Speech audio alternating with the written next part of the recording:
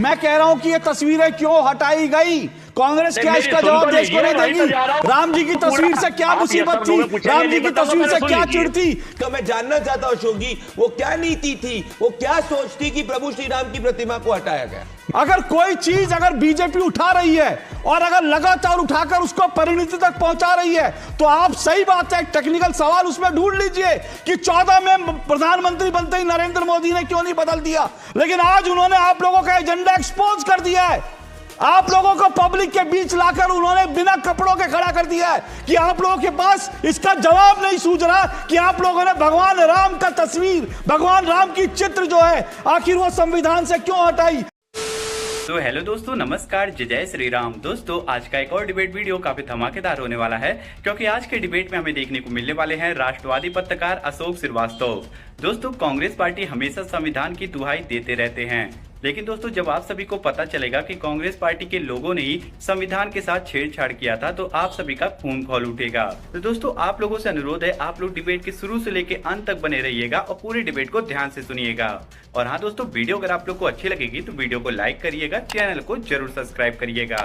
आइए आज की शानदार डिबेट को स्टार्ट करके देखते हैं। चलिए शुरू करते हैं। देखिए, कांग्रेस पार्टी का जन्म ही नेहरू जी ने जब से कमान संभाली थी सनातन विरोध पे हुआ था। जो बाबा साहेब भीमराव अंबेडकर जी ने जिस संविधान को पारित करा था, उसकी ओरिजिनल प्रतियां मैं लेके आया हूं। फंडामेंटल राइट्स में प्रभु श्री राम की प्रतिमा है। ये सनातन विरोधी थे, इसीलिए कांग्रेस पार्टी ने, गांधी परिवार ने प्रभु श्री राम की प्रतिमा को हटाया और इमरजेंसी लागू कर हमारे देश के नागरिकों के फंडामेंटल राइट्स भी छीने। इनको चिढ़ सनातन से है, इसीलिए जब ओरिजिनल प्रतिमा के अंदर पुष्पक विमान में प्रभु श्री राम, माता सीता और लक्ष्मण थे, कांग्रेस पार्टी ने इसको भी हटाया, क्योंकि कांग्रेस पार्टी मानती है सनातन डेंगू मलेरिया एड्स है। उस ओरिजिनल प्रतिमा में भगवान शिवाजी महाराज और गुरु गोविंद सिंह जी भी थे। कांग्रेस पार्टी हमारे कल्चरल हेरिटेज से नफरत करती है, वो मुगलों का सम्मान करती है, ना कि छत्रपति शिवाजी जी महाराज का, इसीलिए ये प्रतिमा भी हटाई। कांग्रेस पार्टी गौतम बुद्ध जी के उपदेशों से भी चिढ़ मचाती, उनको चिढ़ होती है, इसीलिए बौद्ध धर्म का प्रचार करते सम्राट अशोक और गौतम बुद्ध दोनों को इस प्रतिमा से हटाया गया। उनको जो दुनिया भर के गीता ज्ञान जिसको आज सुनते हैं, जो स्पिरिचुअलिटी की बात है, जो लाइफ एथिक्स की बात है, भगवान कृष्ण गीता ज्ञान देते हुए ओरिजिनल संविधान की प्रतिमा थे, पर कांग्रेस पार्टी की सोच बिल्कुल ब्रिटिशर वाली सोच थी, इसीलिए उन्होंने इसको भी हटा दिया। कांग्रेस पार्टी को चिढ़ भगवान महावीर से भी है, इसीलिए जो महावीर जी की प्रतिमा थी तप में लीन महावीर, उसको भी हटा दिया। कांग्रेस पार्टी मानती थी कि आजादी सिर्फ नेहरू जी की देन है, इसीलिए आईएनए झंडे को सैल्यूट करते हुए नेताजी सुभाष चंद्र बोस की भी प्रतिमा उन्होंने संविधान से हटा दी। कांग्रेस पार्टी को चिढ़ मचती थी कि हमारे खुद के सांस्कृतिक धरोहर एजुकेशन इंस्टीट्यूशन से, इसीलिए नालंदा विश्वविद्यालय तक की प्रतिमा को कांग्रेस पार्टी ने हटा दिया। कांग्रेस पार्टी ने 70 साल में गंगा को क्लीन नहीं किया, क्योंकि गंगा सनातन संस्कृति और हिंदुओं की प्रतीक है, इसीलिए गंगा अवतरण का दृश्य तक कांग्रेस पार्टी ने हटा दिया। और यह सिर्फ यहीं तक सीमित नहीं था अशोक जी, माता सीता की तलाश में हनुमान जी जो सत्य की जीत बुराई के ऊपर दिखाते हैं, उसको तक इन्होंने हटा दिया। तो ये बात सिर्फ कांग्रेस के डीएनए की है, वो ब्रिटिश कॉलोनी के रूप में हमारे देश को चलाना चाहती थी, और इसीलिए राहुल गांधी ने ये संविधान तक की एम्प्टी कॉपी को अपने कांग्रेस के अधिवेशन में दिया, ना कि फुल कॉपी। भंडारी, लेकिन आपने जो तस्वीरें दिखाई, एक तस्वीर उसमें मिसिंग है, उसमें अकबर की भी तस्वीर थी संविधान में। हम बिल्कुल तो हम कह रहे हैं होना चाहिए था पूरी तरीके से, पर बाबर की तस्वीर नहीं थी, तैमूर की तस्वीर नहीं थी, औरंगजेब की तस्वीर नहीं थी, और यही कांग्रेस पार्टी को चिढ़ मच रही थी, क्योंकि कांग्रेस पार्टी के जो उपदेश हैं वो बाबर, तैमूर, औरंगजेब है। जैसे आपका हृदय, आपके शरीर, अगर हृदय निकाल दिया जाए तो आपके शरीर जो है लाश हो जाएगी, वैसे अगर चित्रों को निकाल दिया गया तो वो जो संविधान है एक तरीके से उसका बहुत प्रभाव कम हो गया। मैं पिछले 10 वर्षों से इसके लिए लड़ रहा हूं पूरे देश में। अशोक जी, मैं घूम घूम के बोलता भी रहा, कई बार मैंने चिट्ठियां भी लिखी। मैं आपको कारण बताता हूं ये चित्र का प्रभाव क्या है। पार्ट 15 चुनाव से संबंधित है, सारी पॉलिटिकल पार्टियों का रजिस्ट्रेशन पार्ट 15 के अंतर्गत होता है, और हमें आप जो वोटिंग करते हैं वो भी पार्ट 15 के अंतर्गत करते हैं। पूरा का पूरा इलेक्शन पार्ट 15 के अंतर्गत चलता है।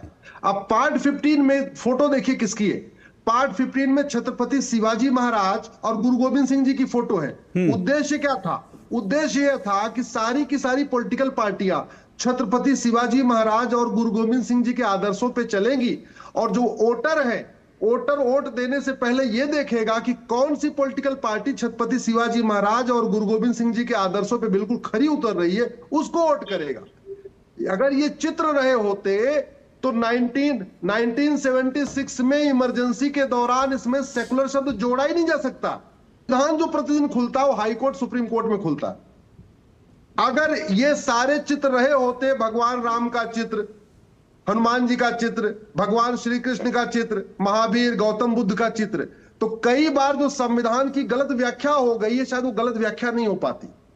अभी एक सवाल आपने अकबर किया, मैं उसको जवाब दे देता हूं। पहले इसमें अकबर की फोटो नहीं थी। अच्छा। लेकिन बाद में नेहरू जी ने जब इसको प्रेस किया कि नहीं नहीं नहीं नहीं, सारे के सारे हिंदू देवता, सारे नटराज जी, हनुमान जी, भगवान बुद्ध, भगवान महावीर, आपके राम लक्ष्मण सीता, आपके कृष्ण, आपके राजा भरत, आपके राजा भगीरथ, सब कुछ तो हो गया। नहीं, ये सेकुलरिज्म के खिलाफ है। तब नंदलाल बोस जी ने उसमें अकबर को भी डाला। ओके। अदरवाइज पहले शुरुआत में अकबर भी नहीं थे। ये आपने इंटरेस्टिंग स्टोरी दी।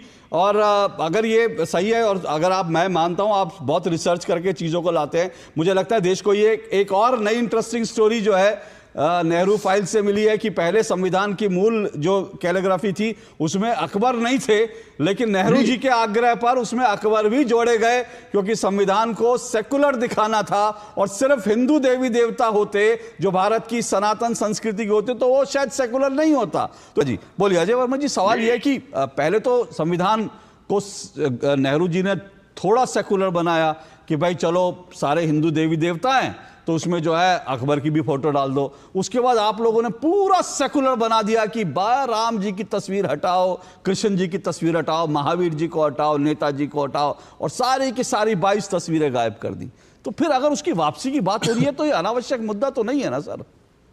देखिए, मेरी आवाज कट गई थी, बहुत सी बात हो नहीं पाई ना। हाँ, मैं सुन पाया। बोलिए। लेकिन चूंकि अश्वनी उपाध्याय जी आजकल न्यायमूर्ति हो गए, वरिष्ठ न्यायमूर्ति, सम्मानीय, और अश्वनी उपाध्याय जी मेरे साथ कई डिबेटों में पिछले कई वर्षों मुद्दे पे बात करिए ना। भाजपा नेता पर्सनल टिप्पणी करके क्या हासिल होगा सर? पर्सनल टिप्पणी नहीं, लोगों को पता तो चले। जैसे अश्वनी जी बता रहे हैं कि मेरे साथ भाजपा नेता के रूप में बहुत सारी डिबेटों में बैठे थे, हमारे भाई हैं, दोस्त। सर उनका तर्क काट दीजिए ना, तर्क का जवाब नहीं है क्या आपके पास? अब चूंकि ये किताब लेके बैठे हैं और ये भंडारी जी पायरेटेड सीडी ले आते हैं, भारत के संविधान के निर्माण में पायरेटेड संविधान नहीं है सर, पायरेटेड संविधान आपने दिया देश को। कैसी बातें कर रहे हैं? भगवान श्री राम का अपमान है ये। अगर मैंने भगवान श्री राम की प्रतिमा दिखाया उसको पायरेटेड सीडी कहते हैं। संविधान सभा इतनी नफरत प्रभु श्री राम से, इसीलिए राहुल गांधी अजय वर्मा जी क्या कह रहे हैं अजय वर्मा जी? ये पायरेटेड चीज नहीं है जो संविधान की, हम संविधान की मूल प्रति की बात कर रहे हैं, वो पायरेटेड नहीं है। पायरेटेड वो है जो आप लोगों ने दिया संविधान। नहीं, पायरेटेड जो राहुल गांधी लेके घूमते हैं वो पायरेटेड है। संविधान को नहीं कह रहा पायरेटेड। सुनो ना, मैं ये कह रहा हूं कि देखिए, अश्वनी उपाध्याय जी ने जो संविधान सभा के सभी 389 सदस्यों ने महत्वपूर्ण भूमिका निभाई थी, 389 26 नवंबर 1949 को संविधान सभा ने पारित किया था और इसे 26 जनवरी 1950 को लागू किया गया था। तो 389 लोगों का ये बेइज्जती कर रहे हैं, ये उस पर क्वेश्चन उठा रहे हैं। इसका मतलब 389 जो विद्वान लोग थे, यार अजय वर्मा जी, अजय वर्मा जी, अजय वर्मा जी, क्या अजय वर्मा जी, ओफो मुझे समझ में नहीं आता। अजय वर्मा जी 389 जो है उन लोगों की मौजूदगी में, उन लोगों की सहमति से 22 चित्र आए। क्या बात, आप डिबेट के लिए कोई ढंग का विषय तो उठाइए, कोई ढंग का तर्क तो कीजिए। आप पहले पूरी बात ही नहीं सुन रहे। अरे भाई, अरे बात मैंने आपसे 1 मिनट, मेरा डिबेट का विषय आपको मालूम है ना, मैं आपसे सीधा सवाल कर रहा हूं। आप कभी अजय वर्मा, कभी आप अश्वनी उपाध्याय पे जा रहे हैं, कभी पायरेटेड। मैं कह रहा हूं कि ये तस्वीरें क्यों हटाई गई? कांग्रेस क्या इसका जवाब देश को नहीं देगी? राम जी की तस्वीर से क्या मुसीबत थी? राम जी की तस्वीर से क्या चिढ़ थी? कृष्ण जी की तस्वीर से, महाराणा शिवाजी की तस्वीर से, नेताजी सुभाष चंद्र बोस से क्या तकलीफ थी? मैं एक चीज के लिए माफी चाहता हूं। आज हमने सब्जेक्ट, आज का विषय बहुत देर से तय किया था, तो मुझे लगता है कि कुछ लोग इस डिबेट में बैठ गए और उन्होंने कोई पढ़ा नहीं, तैयारी नहीं करी। इसलिए मुझे इस बात के लिए हालांकि मुझे लगता है कि किसी भी डिबेट में प्रवक्ताओं के लिए 2 से 3 घंटे बहुत होते हैं, लेकिन 2 से 3 घंटे में भी अगर आपने इस विषय को पढ़ा नहीं, तैयारी नहीं की, तो फिर मुझे जो है हैरानी होती है।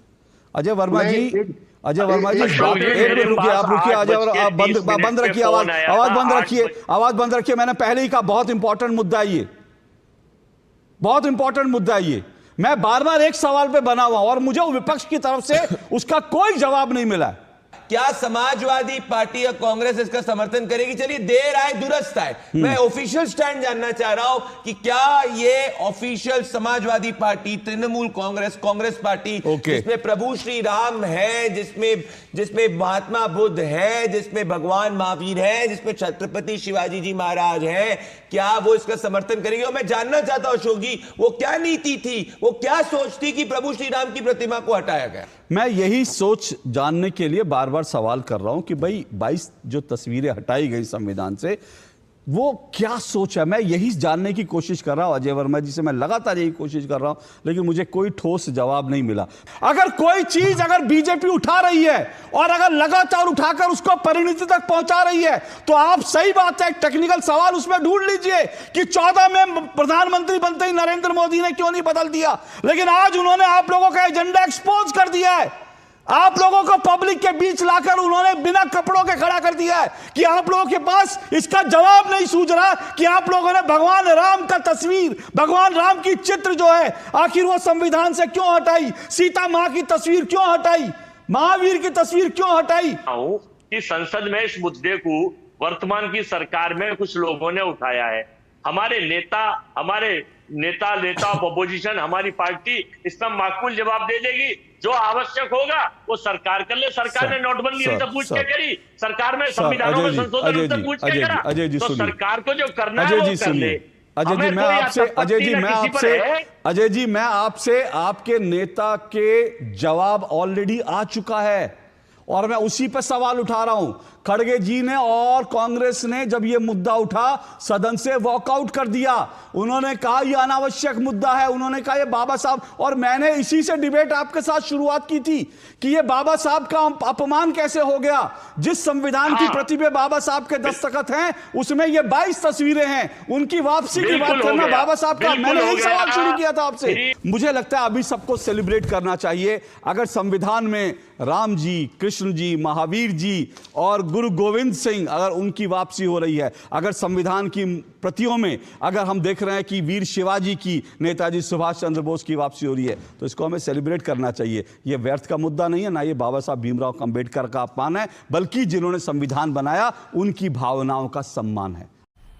मजा आया, और मैं ये जो मजा है हिंदुस्तान के हर व्यक्ति को देना चाहता हूं।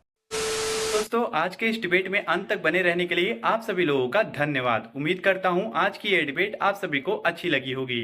तो आज के इस डिबेट के बारे में और कांग्रेस पार्टी के प्रवक्ताओं के बारे में आप सभी का क्या राय है? आप लोग अपनी राय वीडियो के कमेंट बॉक्स में हमें जरूर बताइएगा। और हाँ दोस्तों, अगर आज की ये डिबेट आप सभी को अच्छी लगी हो तो वीडियो को हमारे लाइक कर दीजिए और चैनल को भी हमारे सब्सक्राइब कर लीजिए, क्योंकि हमारे चैनल पर आप सभी को ऐसी शानदार डिबेट देखने को मिलती रहेगी। तो आप लोगों से हम जल्दी मुलाकात करेंगे एक और शानदार डिबेट के साथ। तब तक के लिए आप लोग अपना और अपने प्यारे परिवार का ध्यान रखिए। जय हिंद, जय भारत, वंदे मातरम, जय जय श्री राम।